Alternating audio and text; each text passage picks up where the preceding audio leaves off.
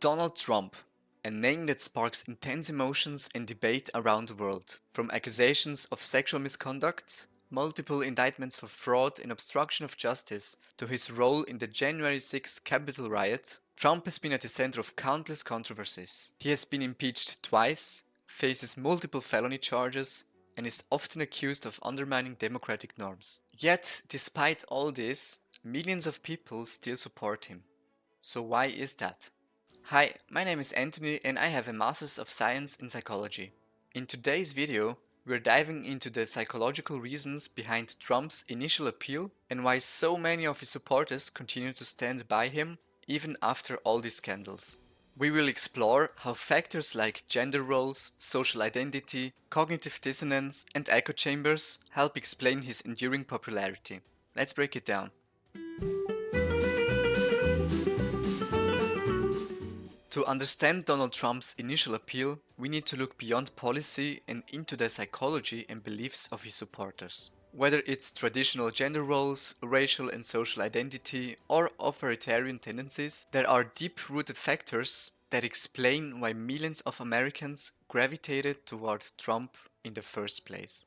First, gender and masculinity, the role of sexism. One major factor is the appeal of traditional gender roles, often referred to as gendered nationalism. Research by Deckman shows that Trump supporters, particularly Republicans and members of the working class, are more likely to endorse beliefs that American society has become too soft or feminine and that they believe in traditional gender roles. This means they think men should be strong leaders and women should take on supporting roles like being mothers, beliefs they saw embodied in Donald Trump. Anna Bracic and colleagues further found that sexist beliefs, such as the idea that men are better suited for politics, also predicted Trump support. Trump's brand of leadership aligns with these traditional masculine ideals, which appeal to those who see him as a strong, dominant figure in contrast to what they view as weakening societal norms. Second, racial resentment and xenophobia. Another significant factor is racial resentment and xenophobia. Research by Abramovitz and McCoy demonstrated that racial resentment, particularly among white working-class voters, was a strong predictor of support for Trump over Clinton. Trump's rhetoric, which often politicized immigration and emphasized racial divisions, resonated with these voters. These voters believed Trump's message that immigrants and people of other races were taking opportunities away from them. Studies like Wright and Esses showed that seeing immigrants as a security threat led to increased support for Trump. His message of protecting American jobs and borders effectively politicized these fears, attracting voters who felt threatened by increasing diversity. Third, education and anti-elitism. Education level also played a role. According to Silver, Trump performed especially well in less educated, predominantly white areas, regardless of income. His simple way of speaking and his rejection of experts connected with people who were frustrated with traditional politics. According to Oliver, many of these voters felt like politicians and experts were not listening to their concerns, and Trump's promise to shake things up really appealed to them. Fourth, authoritarianism and narcissism. Trump's appeal also taps into deeper psychological traits, particularly authoritarianism. McWilliams found that voters with authoritarian predispositions, who see the world in black and white terms such as good versus bad, and fear external threats like terrorism, overwhelmingly supported Trump. His us versus them rhetoric aligned perfectly with their worldview. Hart and Sackler also noted that narcissism, feeling insecure but thinking you deserve more, predicted support for Trump's leadership style.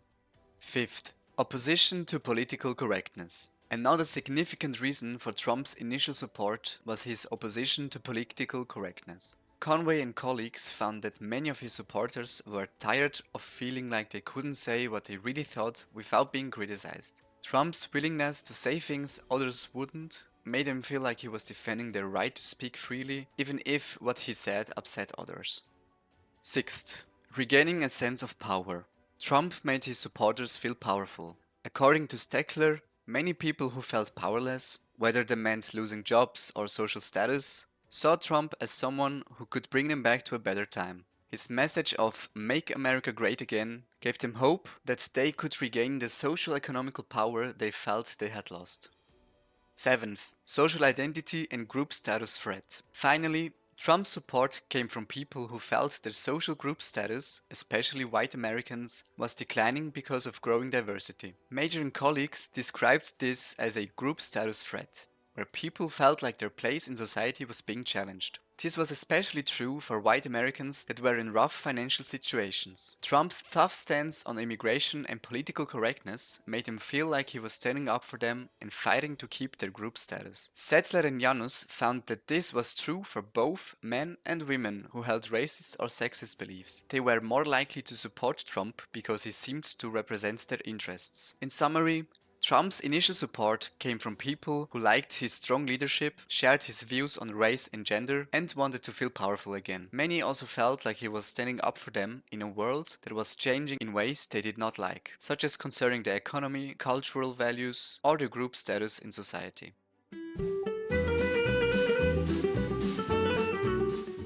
Psychological phenomena explaining continued support. Even with all the drama and challenges, many of Donald Trump's supporters continue to stand by him. Why? Let's explore several psychological phenomena that help us understand how people process and justify their support for him, even when faced with conflicting information.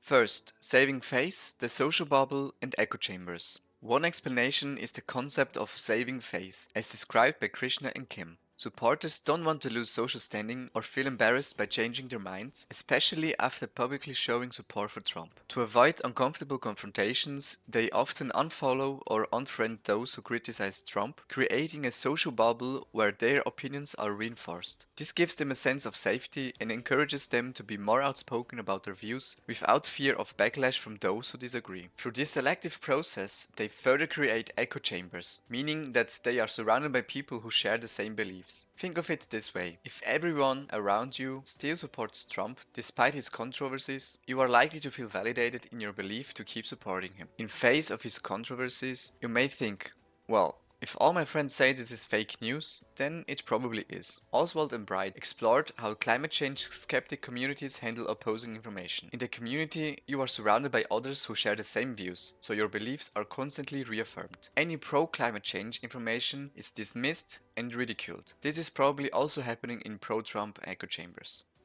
Second, cognitive dissonance. Another key factor is cognitive dissonance, a term coined by Leon Festinger and explored in the context of Trump's support by Harmon Jones, Denson, and Harmon Jones. Cognitive dissonance occurs when people experience discomfort because their beliefs conflict with reality. For example, when Trump supporters hear about his misconduct or legal troubles, it clashes with their positive views of him. So, how do they resolve this discomfort? According to the research, Trump supporters use several dissonance reduction strategies. The most common strategy is denial.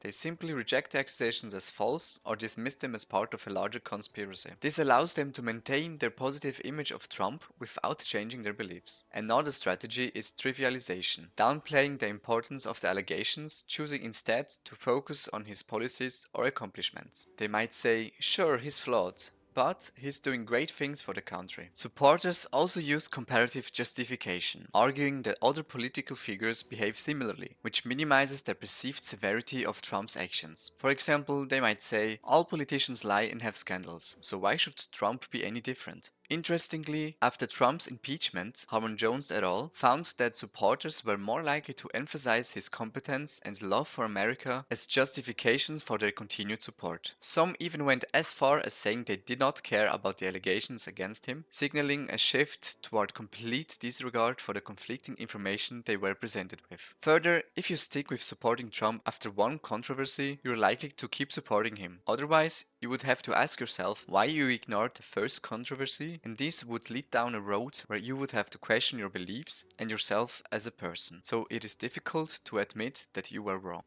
Third, motivated reasoning and confirmation bias. Another psychological phenomenon that explains Trump's continued support is motivated reasoning. As described by Nye, motivated reasoning suggests that people process information in a way that aligns with their pre-existing beliefs and emotions, especially when they have strong emotional or partisan attachments. There are two main components to this process: directional goals and confirmation bias. With directional goals, people are motivated to defend their prior beliefs, even if new information contradicts them. Trump supporters supporters, for example, may reject negative information about him because it challenges their belief that he is a strong and effective leader. Instead of adjusting their views in response to new facts, they will dismiss them as biased or untrustworthy, allowing them to maintain their support. Confirmation bias plays a huge role here too. This is the tendency to seek out and give more weight to information that supports your existing beliefs while ignoring or downplaying information that contradicts them. Trump supporters are more likely to consume media that aligns with their views and reinforces the positive image of Trump, while dismissing opposing viewpoints as fake news. This selective exposure strengthens their loyalty to him over time.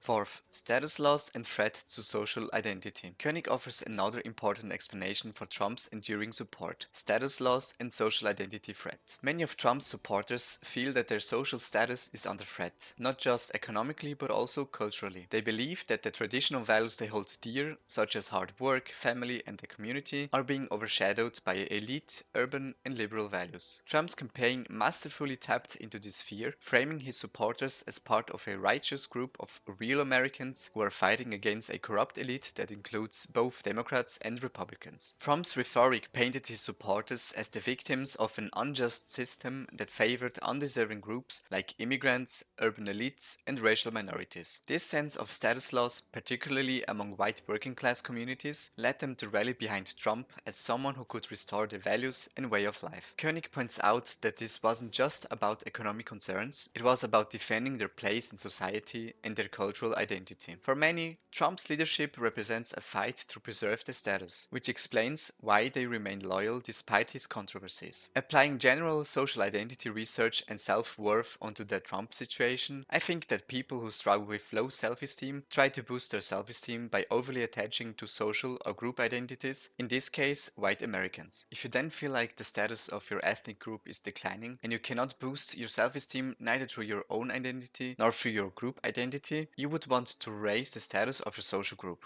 Trump embodies white supremacy by aiming to raise the societal status of white Americans to the top while putting the status of other groups down, such as Latinos, blacks, Asians, etc., to further enlarge the societal gap between the groups.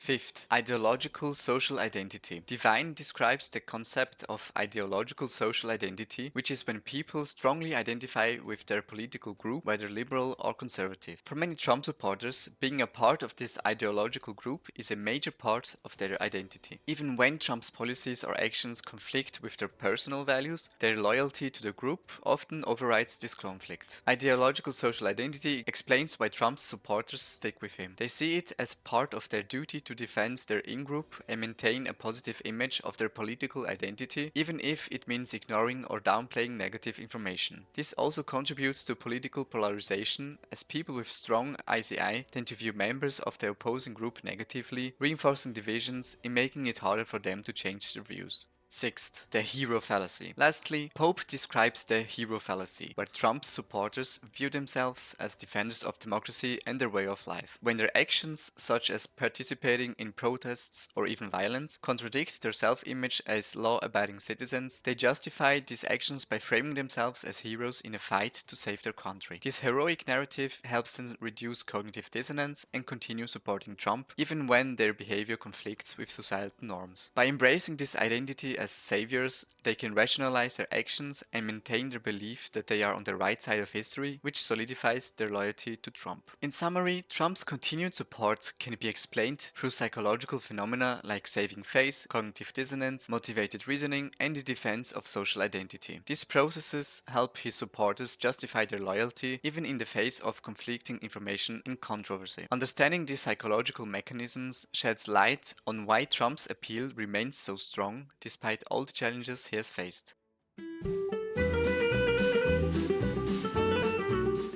In this video, we explored the psychological reasons behind why people support Donald Trump and why that support continues even in the face of controversies and challenges. We saw that Trump's initial appeal is rooted in factors like traditional gender roles, racial and social identity, and the desire for a strong authoritarian leader. Trump's messages resonated with people who felt their values and status were being threatened, and his bold, anti-elitist rhetoric made them feel heard and empowered. We then explored the psychological phenomena phenomena that explain why many people continue to support him. Through concepts like cognitive dissonance, motivated reasoning, and echo chambers, we understand how Trump supporters reconcile the contradictions they face, whether by rejecting negative information, surrounding themselves with like-minded individuals, or doubling down on their beliefs to maintain their sense of identity and belonging. Understanding these psychological mechanisms is important because it shows that political support is not just about policies or facts. It is deeply tied to identity, emotions, and the social groups we belong to. These factors help explain not just Trump's appeal, but also the larger patterns of political polarization we are seeing around the world. Ultimately, belief systems, especially when tied to our sense of who we are hard to change. A first step for introducing change is to understand the psychological mechanisms that make change difficult.